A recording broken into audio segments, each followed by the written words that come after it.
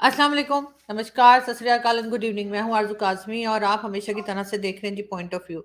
हमें जॉइन किया साजिद तार साहब ने, बहुत शुक्रिया सर कि आज आप आए हैं। Thank you. और सर कई न्यूज़ हैं, एक तो टीटीपी की चल रही है यहाँ पे इस्लामाबाद में, इन्होंने हाई अलर्ट कर दिया है और अमेरिकन एम्बेसी ने भी अपने लोगों को कह दिया है कि वो मैरिट होटल ना जाएं और ज़रा बाहर देखभाल के निकले।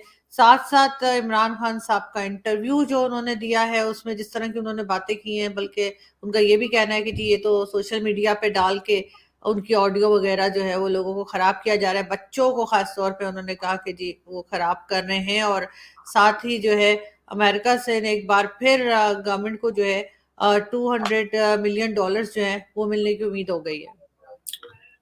देखिए, आप ने बिल्कुल थोड़ा सा टच किया, लेकिन एक चीज आपने नहीं इसका मेंशन किया कि खान साहब ने दर हकीकत हबीब अकरम साहब के इंटरव्यू में कन्फेशन किया है कि वो वीडियो ठीक है, असली है, क्योंकि उन्होंने कहा कि इस पे पर्दा डालना चाहिए था। उन्होंने साथ एक कुरान की एक जो आयत है उसका हवाला दिया। उन्होंने कहा कि उस पे पर्दा डालना चाहिए था कि बजाय आपने सारे पाकिस्तान को मेरी असलियत, मेरा असली चेहरा दिखा दिया है। खान साहब को मैं खराजे तहसीन पेश करना चाहता हूं कि खान साहब ने कई बापर्दा खवातीन को भी जो है मजबूर कर दिया है एक्साइटमेंट के साथ कि वो भी अब छुप छुप के वो ऑडियो सुन रही हैं। बड़े बड़े तहज्जुद गुजार लोग जो हैं उनको भी चस्का डाल दिया है इन्होंने ये उल्टी सीधी ऑडियो और वीडियोस का। और साथ आपने जो चीजें बताई हैं, आपने देखने वालों को ये नहीं बताया कि वो 200 मिलियन डॉलर किस चीज के लिए आ रहा है पाकिस्तान में 200 मिलियन डॉलर आ रहा है आपकी जेंडर इक्विटी के लिए, क्योंकि इस वक्त अमेरिका के अंदर जेंडर का बहुत बड़ा प्रॉब्लम है। सर आपका फ्रेम फ्रीज हुआ है, अभी भी फ्रीज है। एक सेकेंड,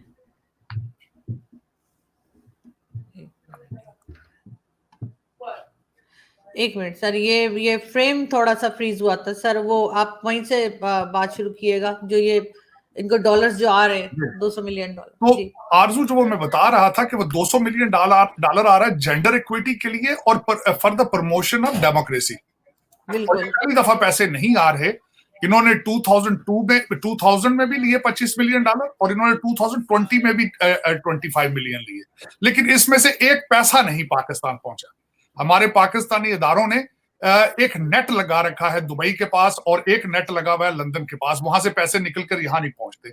ये 200 मिलियन डॉलर। और एक तीसरी चीज आपने नहीं बताई है, बिलावल भुट्टो साहब ने वापस आके एक और पटाखा भी छोड़ा। उन्होंने कहा कि अमेरिका कहता है अफगानिस्तान के बॉर्डर के ऊपर जो फेंस है वो हम रिपेयर करेंगे। दर हकीकत मतलब ये है कि हम आपको मजीद डॉलर देंगे। उसमें से बिल्कुल किसी को तवक्को नहीं रखनी चाहिए कि उसमें से कोई 500,000 डॉलर पाकिस्तान पहुंचेंगे। वो सिर्फ और सिर्फ इन्होंने सर्दियों की, आपकी रूलिंग एलीट है जिनके बच्चे दुबई और लंदन में सर्दियों की शॉपिंग के लिए पैसे दिए हैं उन्होंने। वो 200 मिलियन डॉलर तो वहां जाएगा। आपके लिए क्या है? आपके लिए ये है कि इस वक्त 20 किलो का आटे का थैला 2500 रुपए का हो चुका है। आपके लिए ये है। और आपको ये अभी वो कहते हैं कि धो धो के मारेंगे। और खान साहब ने जो इंटरव्यू दिया है हबीब अकरम साहब को, उन्होंने दर हकीकत नक्शा पेश किया है कि मैं दोबारा, ये आपकी किस्मत में लिखा जा चुका है कि ये दोबारा प्राइम मिनिस्टर बनेंगे और फिर आपके साथ क्या करेंगे। उन्होंने कहा है कि आईएसआई के जरिए करप्शन को कंट्रोल किया जाना चाहिए। ये एक ऐसा एक इंसान है जिसने स्टेटमेंट दी है, जो ऑक्सफोर्ड का पढ़ा हुआ है, जो 3.5 साल हुकूमत कर चुका है। और मेरे खुदाया, ये आईएसआई का मसला नहीं है, इसके लिए नैब मौजूद है भाई। ऑक्सफोर्ड ग्रेजुएट मिस्टर हैंडसम, इसके लिए एंटी करप्शन डिपार्टमेंट मौजूद है। आप फिर कह रहे हो कि आईएसआई के जरिए करप्शन इस्तेमाल रोकनी चाहिए? कैसा गैर जमहूरी इनका रवैया है। दूसरा, इन्होंने एक और पटाखा छोड़ा। इन्होंने कहा है जी मैं इन चोरों के साथ नहीं बैठूंगा चाहे टेक्नोक्रेट शौकत अजीज साहब को ले आए। ये वो आदमी है जो ऑक्सफोर्ड से पढ़ा है और जमहूरी अदारे को 3.5 साल चलाता रहा। कुछ इसको बिल्कुल नहीं पता कि मैं कहां जा रहा हूं, कहां नहीं जा रहा। तीसरी, इन्होंने बात की है कि जी इस वक्त बकरा मंडी लग चुकी है, आसिफ जरदारी आके सबको खरीद रहा है। तो खुद अपने दौर के अंदर सादिक संजरानी का इलेक्शन भूल गए। जब आपने उस वक्त खरीदते थे लोग, बाद में कहते थे इनके जमीर जाग गए। किस तरीके से आप धो धो के मार रहे हो पाकिस्तानी अवाम को, किस तरह बेवकूफ बना रखा है। आज फिर उन्होंने मिसाल दी अपने मीडिया को, उन्होंने हिंदुस्तान के टीवी के साथ कंपेयर किया। How dare you do that? 3.5 साल में आपने मीडिया के लिए क्या किया है, अवाम के लिए क्या किया है, रिलीफ के लिए क्या किया है। और उसके बाद मैं जो सबसे ज्यादा मैं समझता हूं कि इन्होंने खान साहब ने आज के अपने इंटरव्यू में कन्फेशन किया है कि वो जो ऑडियो है वो असली है। हाँ, वरना उन्होंने कहीं नहीं कहा कि गलत है, बिल्कुल जी। वरना जितने बच्चे इनके हैं सारे, क्योंकि वो सारे तो सोशल मीडिया के, पीटीआई जो है ऑन ग्राउंड तो एग्जिस्ट नहीं करती, सिर्फ सोशल मीडिया की पार्टी है। अब तक किसी लौंडे लपाड़े ने इसका फोरेंसिक करा लेना था, अगर ये जाली होती तो हो जाना था। लेकिन उस वीडियो को देखकर आप 1 मिनट के लिए उस वीडियो को सुन के सोच सकते हैं कि वो इंसान जिसके हाथ में तस्बीह है और अमल बिल मारूफ का ठेकेदार है और हर चीज के साथ मिसाल कुरान की आयतें पढ़ता है, रियासत मदीना के लिए सीमेंट बजरी इकट्ठी कर रहा है। देखे जरा इस बंदे के हालात देखें। और ये सबके सब आपस में लगे हुए हैं अपनी प्राइम मिनिस्टरशिप के लिए, और दूसरी तरफ इस्लामाबाद तक जो है वो टीटीपी वाले पहुंच गए। आरजू, ये इनके इस इंटरव्यू के बाद अंदाजा लगाया जा सकता है कि पाकिस्तान के अंदर फ्यूचर जमहूरियत का क्या है, रूलिंग एलीट के स्टैंडर्ड्स क्या हैं। आज मैं एक जगह बैठा था, आपका हर रूलिंग एलीट का बंदा ऑक्सफोर्ड और हार्वर्ड का पढ़ा हुआ है, इंक्लूडिंग जुल्फकार अली भुट्टो, बेनजीर भुट्टो, बिलावल भुट्टो, उसके बाद ये आपका लाडला जो है, ये अनोखा लाडला, सारे ऑक्सफोर्ड और हार्वर्ड के पढ़े हैं। तमीज नहीं है इन्हें कि इन्हें यही नहीं पता जमहूरियत क्या चीज है। इन सबको पता है मुल्कों को ठीक तरीके से चलाना किस तरह है। अमेरिका में आते हैं या रहते हैं, इनके तलबे चाटते हैं, यहां से सब कुछ सीख के जाते हैं, पता है सारा कुछ। लेकिन वहां उतरते हैं तो आंखों में खून उतर आता है लूट मार के लिए। दुख की बात। आज जो अगली बात आपने फरमाया था कि इस्लामाबाद बंद हो चुका है, होना चाहिए था। उसकी वजह यह है कि I-10-4 के अंदर उन्होंने ब्लास्ट करके बता दिया है कि आप इस्लामाबाद आपका वल्नरेबल है। आज आपके किसी मीडिया चैनल ने खबर नहीं चलाई है कि आपके कहान जगह बलूचिस्तान के अंदर 5 उन्होंने मारे आपके जवान आर्मी के, और टीटीपी ने ज्वाइन कर ली। बलोच जो लिबरेशन वाले हैं उन्होंने टीटीपी को ज्वाइन कर लिया है। और उसके बाद क्वेटा में भी एक दस्ती बम के साथ अटैक हुआ है। अमेरिकन एम्बेसी का आपने खुद बता दिया है। आपके वजीर दफा ने कहा है कि केपीके के अंदर तहरीक इंसाफ जो है वो सिर्फ पैसे बनाने में मसरूफ है, उनको इस हालात से कोई इंटरेस्ट ही नहीं है। और उसके बाद मकरान डिवीजन के अंदर रखशान डिवीजन, नौशकी और पंचगोर, ये सारी जगहों के ऊपर जो है बलोच ज्वाइन कर चुके हैं टीटीपी। आपका कोई न्यूज चैनल, कोई न्यूज़पेपर इस चीज को कवर नहीं कर रहा, अफसोस के साथ। सर थोड़ा सा बलूचिस्तान का बताया था टीवी चैनल ने, लेकिन उन्होंने ये नहीं कहा कि टीटीपी के साथ हाथ मिला लिया, जो कि सबको पता लग गया। दूसरा आरजू देखें, जब आपके इदारे जिनका काम हिफाजत हो, लेकिन उनकी ड्यूटी लगा दी जाए कि आपने असम्बलियां मैनेज करनी है, अदालतें मैनेज करनी, तो फिर इसी तरह होता है जिस तरह आज पाकिस्तान के अंदर हो रहे। आप बाजवा साहब हमारे जो कायदे अवाम थे, कायदे अवाम नंबर 2 थे, जो उन्होंने एक दिन भी लग रहा है तवज्जो बॉर्डर पे नहीं दी। उनकी सारी तवज्जो जो थी अपने लाडले को गोद में उठा के बस उसकी नैपियां तब्दील करनी, एमएनएस को डराना धमकाना, किसी को उठवाना, किसी को मरवाना, यही रहा है मेरे ख्याल में। क्योंकि आज जो लग रहा है कि एक दिन में तो नहीं टीटीपी घुसाई सारे पाकिस्तान में, एक दिन में तो नहीं आए ना, बिल्कुल आने में टाइम लगता है। और वो खासकर वो लोग जो गधों पे खोतों पे आ रहे हैं, उन्हें टाइम लगना था। उनके पास तो कोई टेक्नोलॉजी नहीं, उनकी हालत देखें तो दूर से पता चल जाता है भाई ये तालिबान आ रहा है। उनको आने में टाइम लगा, इन्होंने उनको आने की इजाजत दी है, इन्होंने, क्योंकि ये असम्बलियां मैनेज कर रहे हैं। ये एमएनएस को डराए हैं, ये इनको उठा के अपने लाडले को वोटिंग दिलवाए हैं। ये नौकरी देते थे अमीरुल मोमिनीन की। वो कहते एक पांव पे खड़े होकर सलूट उसको मारते रहे अमीरुल मोमिनीन को। बॉर्डरों पे फिर यही होना था। एक साइड पे पाकिस्तान ऑक्युपाइड कश्मीर अगले अब दावा कर रहे हैं, दूसरी साइड पे वो कहते हैं कि इस्लामाबाद हमारा सेकंड कैपिटल होगा। मैं शुक्रिया अदा करता चाहता हूं बाजवा साहब, आपने पाकिस्तान के साथ वो किया है जो करना चाहिए। और ये आप, मैं कभी सोचे आंखें बंद करके आरजू, हिस्टोरियन क्या लिखेंगे इनके बारे में, क्या लिखेगा वो?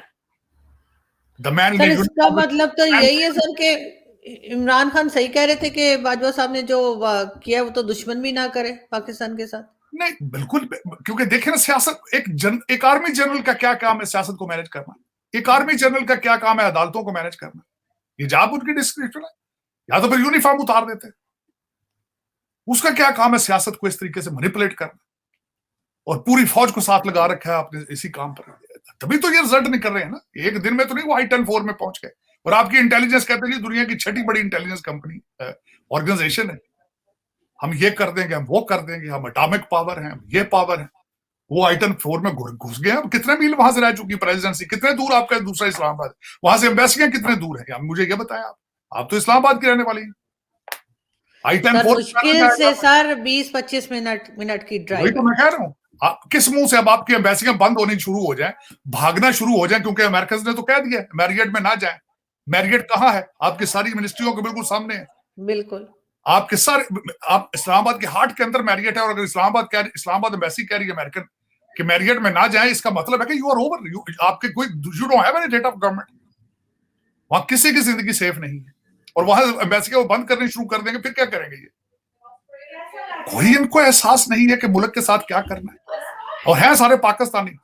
मैं ये कहता हूं आपके इदारों में जर्मन तो नहीं काम कर रहे ना, और इनको यही नहीं पता कि मुल्क क्या होता है। अपना मुल्क मादरे मिल्लत होती है। अब कपड़े फट चुके हैं मादरे मिल्लत के, बस करो इसको यार, बस करो। तो सर वो तो शेख रशीद साहब ने भी नहीं कहा था कि तालिबान जो है वो पूरे पाकिस्तान में है, यहाँ पे रहते नहीं, हैं, यहाँ पे पढ़ते रहते हैं। तो वो हर जगह पे हैं। इन्होंने उनके पैसे जो बनाए हैं, मुहाजिरीन के चंदे जो खाते हैं, यूएस एड के डॉलर जो खाते हैं, वो तो ठीक है उन्होंने कहा था, लेकिन मुझे उनकी बात नहीं भूलती। वो कहते हैं इस्लामाबाद के गिरदोनवा में 5,000 फैमिलियां हैं तालिबान की। ये हालत है आपकी कैपिटल की, और वो इंटीरियर मिनिस्टर की स्टेटमेंट थी। वो जो हमारे बाबा एस्टेब्लिशमेंट है, गेट नंबर 4 के मालिक जो है, वो कहते थे कि इस्लामाबाद के अंदर 5,000 फैमिलियां रहती है तालिबान की। तो फिर अमेरिकन एम्बेसी किस तरह वहां गुजारा करेगी? नहीं पता, सब पता। लेकिन ये कि आज भी सर टोटल फोकस, आप टीवी लगा के देखें, हर एंकर जो है वो बिल्कुल बलोचिस्तान और टीटीपी की बात नहीं कर रहा, बिल्कुल नहीं बात कर रहा। सर ये तो सिर्फ पंजाब असेंबली और केपीके असेंबली और इमरान खान का की बातें यही चल रही हैं। मैं तो कहता हूं देखें, जब कौम ही चाहती है तबाही, तो इस बंदे को दें चाबियां पाकिस्तान की। इसने साल एक नहीं निकालना, गोगियां आ जाएंगी 50-60 आ जाएंगे बुजदार। तो जो रिजल्ट निकलना है निकलने दे। मैं कहता हूं अब तो जिस हालात में पाकिस्तान हो चुका है, 6.5 बिलियन आपके पास बचा है, चंद दिन नहीं निकलेंगे इसमें जो धर्म तख्ता है हो, ताकि नए सिरे से कोई लोग सबक सीख के तो निकले, नए सिरे से सारा स्ट्रक्चर बढ़ाया जाए। अब ये आपकी बचाना इस स्ट्रक्चर को, ये इम्पॉसिबल हो चुका है, क्योंकि इस वक्त उसने जो इस्लाम बेचा है, गद्दारी बेची है, आजादी बेची है।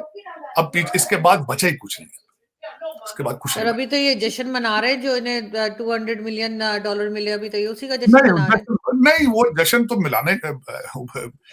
तो मनाने चाहिए ना। ऊपर के जो 50-60 लोग हैं जिनके बच्चों के कपड़े आने हैं इनसे, जिनकी प्रॉपर्टियां बननी है, नीचे पाकिस्तान को क्या है? 4 करोड़ लोगों को भूल नहीं चुके सैलाब ज़रदान को? वो देख रहा है, उनकी बात कर रहा है उनका कोई टीवी एंकर मुझे बता दें उनके ऊपर कोई शो कर रहा हो, किसी जगह पे फंड रेजिंग हो रही हो, कोई वहां पे जा रहा है उनको देखने के लिए, उनका पुरसाने हाल पूछने के लिए? सर प्राइवेट तौर पे लोग जा रहे हैं, लेकिन जो मैंने 1-2 रिपोर्ट्स देखी थी, टीवी पर ही आ रही थी, तो उन्होंने कहा कि जो प्राइवेट ऑर्गेनाइजेशन है वो आ रही हैं, गवर्नमेंट की तरफ से कुछ नहीं आ रहा। नहीं, गवर्नमेंट तो है ही नहीं ना आरजू। मसला तो मेरा तो यही है, गवर्नमेंट हो तो जाए। मैं तो ये कह रहा हूं, मुझे तो बताए गवर्नमेंट किस चीज का नाम है, आपके गवर्नमेंट का हेड कौन है, मुझे तो नजर ही नहीं आ रहा है। मुझे तो कोई पता नहीं इस वक्त आपकी गवर्नमेंट कौन चला रहा है। आपकी गवर्नमेंट तो बिल क्रूज पे है, पता नहीं कौन है उसके पीछे, कौन चलाता है। वो जो चाचू जान है, वो उनसे पूछे, वो तो बड़े भाई से मिलने चले जाते हैं लंदन में। लंदन वालों को पूछे तो वो किसी से पता नहीं। अब मेरा अब इन्होंने कहा है कि जी जो लोग भी बाहर निकलेंगे इस्लामाबाद में, और जगह जगह पे जो है वो चेक किया जाएगा, आईडी कार्ड देखे जाएंगे, लोगों वो से तो चले, आइडेंटिटी देखी जाएगी, और अगर कोई मशकूक नजर आते तो 15 को कॉल करें। मतलब इससे माहौल तो ऐसा बन गया है कि लग रहा है कि बहुत ही कुछ वो तो खतरा है यहाँ पे। देखिए, वो तो जब जंग में होते हैं तो इस तरह ही होता है ना, हर चौक के अंदर इस तरह ही होता है। जब आप जंग शुरू हो जाए। आरजू, मुझे किसी ने बताया आप भी बाहर जा रही हैं, आप वापस आएंगी वहां से या फिर उधर ही रहेंगी आप? सर मैं वापस आ जाऊंगी। देखें, अल्लाह करे हालात ऐसे हों, वापसी की फ्लाइटें चल रही हों कि ताकि आप आ सके। जी लेकिन सर आपने रिटर्न टिकट लिया या वन पे जा रही हैं आप? नहीं सर, रिटर्न टिकट लिया मैंने। देखिए, अल्लाह करे फ्लाइटें उस वक्त तक चल रही हो। पाकिस्तान पीआईए पेट्रोल डीजल के पैसे दे रहा हो लोगों को। कई जगह तो सुना है इनके जहाजों में पेट्रोल के पैसे भी नहीं देते। फ्लाइटें कई दफा डिले हुई हैं, रोक ली गई हैं। जो पाकिस्तान का जो अपना ये इंटरनेशनल एयरलाइन है, उसके तो हालात जो हैं वो वैसे ही हैं। लेकिन चले, मेरी दुआ है। वैसे ज्यादातर मेरे जो दोस्त आजकल जब जाते हैं वन वे टिकट लेके जाते हैं। आप वाहिद मेरे दोस्तों अजीजों में से हैं जो रिटर्न टिकट लेके जा रही हैं। नहीं सर, मैं रिटर्न टिकट लेके जा रही हूँ। लेकिन सर मुझे ये बताइए, अगर हम एक थोड़ी देर के लिए अगर हम इस पूरे साल को देखें, साल का बिल्कुल खत्म होने लगा है, एक हफ्ता रह गया, उससे भी कम, शायद कुछ डेज रह गए, 6 डेज रह गए, तो क्या हमने क्या हासिल किया इस पूरे साल में, कुछ ये कर पाए, या बस ये लड़ते ही रहे आपस में गवर्नमेंट और एस्टेब्लिशमेंट मिलकर? मैं उसमें बल्कि आरजू इस पे मैं सोच रहा था पूरा एक सेगमेंट करूं। जी देखिए, वाकयात से तो पाकिस्तान जो है दिन में 10-10 वाकयात होते हैं। इस पे क्या वाकयात तो जाना, जो मेरे अपने इंटरेस्ट की चीजें थी, जो मुझे सबसे ज्यादा जिन्होंने स्ट्राइक किया, उसमें से मैं बल्कि एक पूरा वीलॉग करना चाहूंगा आपके साथ। जी देखिए, जरूर। जनवरी के अंदर मुझे भूलती नहीं है बर्फबारी। इस्लामाबाद के बिल्कुल 50 मील के फासले पे 23 लोग जो है वो मर गए थे आपकी मिसमैनेजमेंट की वजह से। जी मुश्ताक अहमद एक ज़हनी मरीज थे, मियां चन्नू में आपने उसको कुरान मजीद को जलाने की वजह से उसको मार दिया गया था। वो very dear to my heart. उसके बाद इस्लामाबाद के अंदर इमरान खान साहब ने जब रैली की थी 27 मार्च को, वो मेरे लिए बड़ा इंपॉर्टेंट है। आपके कॉन्स्टिट्यूशनल क्राइसिस जो क्रिएट किए गए थे अप्रैल 3 को, शहबाज शरीफ साहब 11 अप्रैल को आए। उसके बाद आजादी मार्च 25 मई को हुआ, जिसके ऊपर ये कहते हैं शेलिंग की गई। फेडरल बजट था 10 जून को। दूसरा मेरे लिए सबसे ज्यादा इंपॉर्टेंट था लसबेला के अंदर अगस्त 1 को जो आर्मी हेलीकॉप्टर था, जिसके अंदर चौधरी सरफराज जो लेफ्टिनेंट जनरल थे वो शहीद हुए। उसके बाद 24 सितंबर को ऑडियो लीक्स होने का सिलसिला जो हमारे भाईजान हैकर थे उन्होंने शुरू किया। फिर आजादी मार्च 2 हुआ। खान साहब के ऊपर हमला किया गया, अमीरुल मोमिनीन के ऊपर नवंबर 3 को। गोलियां पता नहीं, अभी तक कहते रहे 4 लगी हैं, लेकिन लगे 6 रहे थे। कहते थे चलाने वाले भी 2 हैं, दूसरा आज तक मिला ही नहीं है।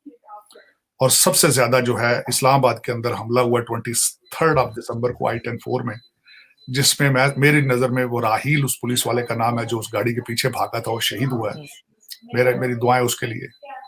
और दूसरा जो इस पिछले साल में 2022 में जो अमवात हुई है, सबसे ज्यादा मेरे लिए डियर टू माई हार्ट जो थी, वो बल्कि सीधी थी, अरशद शरीफ थे, और उसके बाद आमिर लियाकत थे। उनकी पिछले साल फौतीदगी हुई।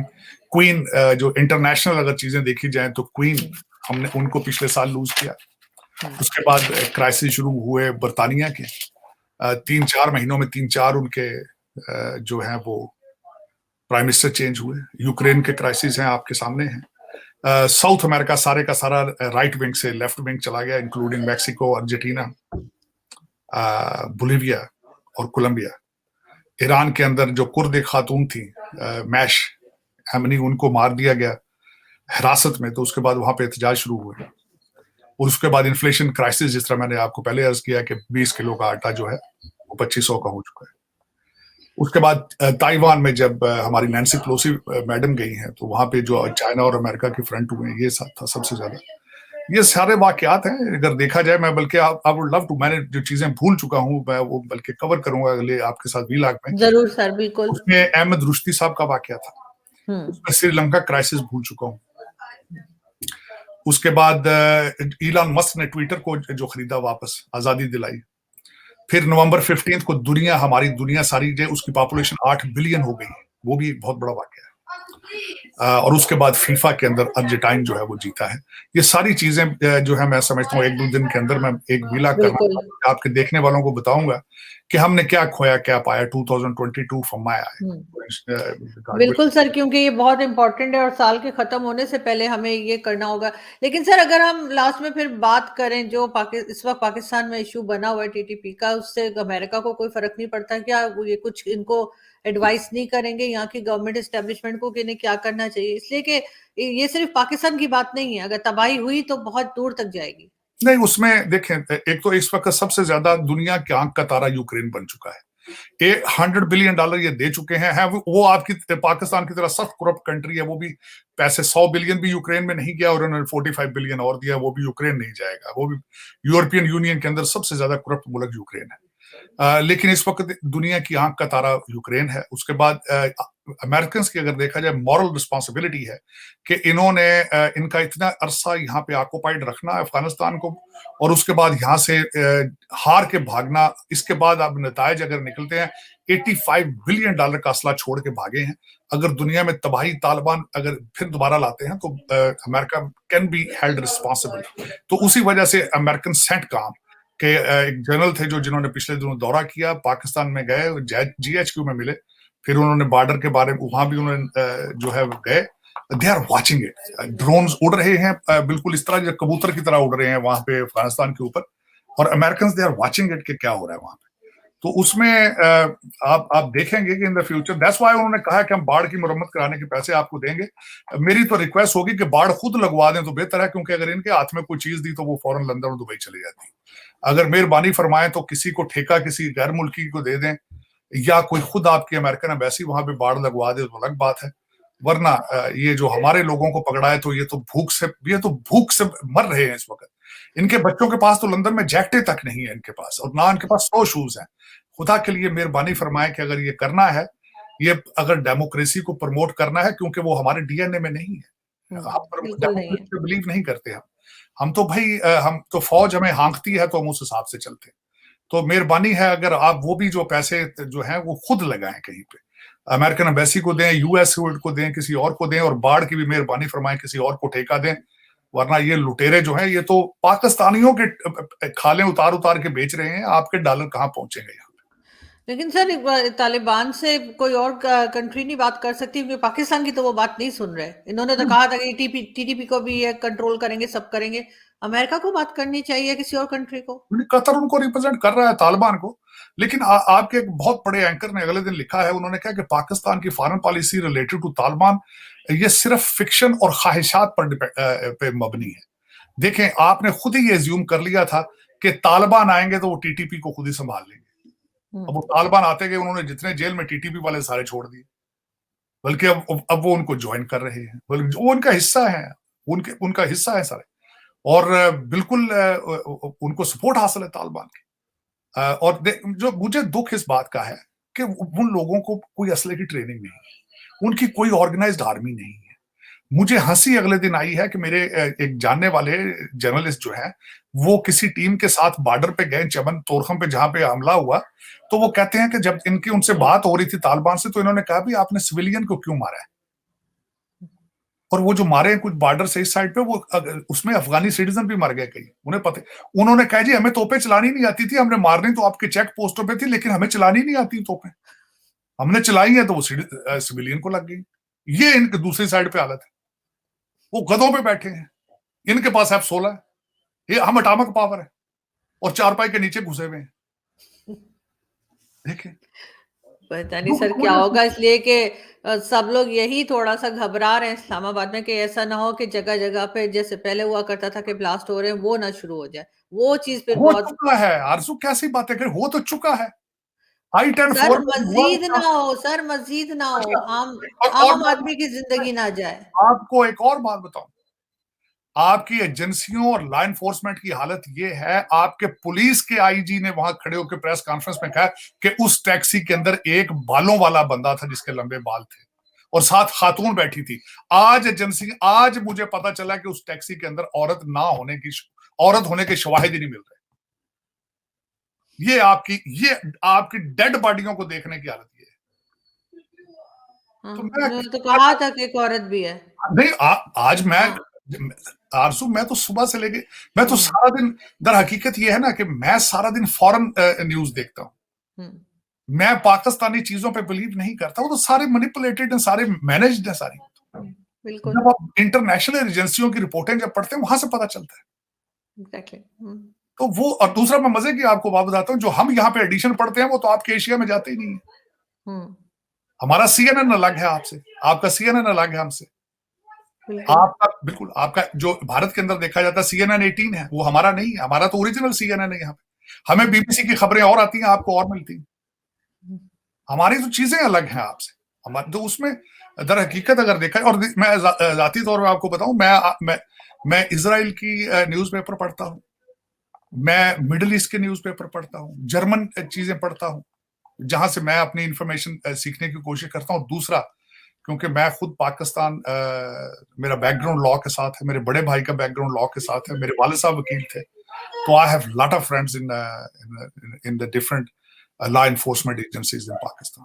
So I continuously stay in touch. We have a WhatsApp groups and things. और मुझे जो information आती है वो mostly कई filters से होके आती है। बिल्कुल ऐसा ही है। लेकिन फिर भी सर हम तो यही चाहेंगे कि ये चीजें कहीं रुक जाएं, इसलिए कि आम आदमी जो है वो बेचारा, उसके पास पहले ही खाने को नहीं, ऊपर से वो और उसकी जान जाए। ये भी हमारी ख्वाहिश है, रुक जाएं। रोकेगा कौन? ये तो हर पाकिस्तानी की ख्वाहिश है, कौन रोकेगा? सर यही एजेंसीज वाले, यही यही जो फौज है, बैठा रखी है फौज, ये किस लिए है? वो ज़मान पार की हिफाजत करें, एमएनएस की फोन टेप करें, उनके साथ जो आपका इस वक्त जो प्रोटोकॉल मिलता है, एक एक वजीर के साथ 40-40 पुलिस की जीपें जाती हैं, तो वो कौन संभालेगा फिर? अगर ये साइड पे जाएंगे तो वो कौन कवर करेगा? तर हकीकत आपका इस वक्त यू आर मिसलेड। और दूसरा, मैंने आपको बताया था, आपके प्रॉब्लम सियासी बुरान नहीं है, माशी, आपके अखलाकी बुरान है। जब पूरी की पूरी कौम के अंदर आपके बोन मैरो में करप्शन घुस जाए, मैंने कहा जब आप शराफत प्रमोट करना छोड़ दें, एज ए सोसाइटी कोलैप्स करना शुरू कर दें, तो फिर बड़ा मुश्किल हो जाता है। This is what is going on right now, this is what is going. बिल्कुल आप ठीक कह रहे हैं, लेकिन खैर सर देखते हैं आगे क्या होता है, इसलिए कि अभी तो फिलहाल इस्लामाबाद में काफी लोग परेशान हैं। बहुत शुक्रिया सर कि आपने आज ज्वाइन किया। On. Thank you. Thank you.